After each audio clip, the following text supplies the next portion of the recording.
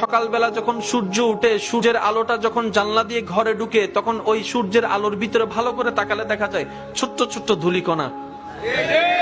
দেখছেন? ছায়াতে গেলে সেই দুল দেখা যায় না।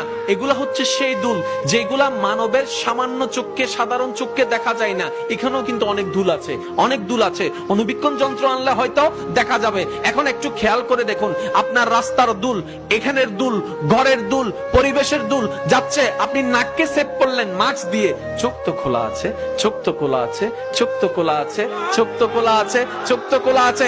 এখন এই সারাটা জীবন যার বয়স যতটুকু, এতটুকুলা দুল যদি চোখের মধ্যে থাকতো, চোখ তো অন্ধ হয়ে যাওয়ার কথা ছিল, অন্ধ হয়ে যাওয়ার কথা ছিল।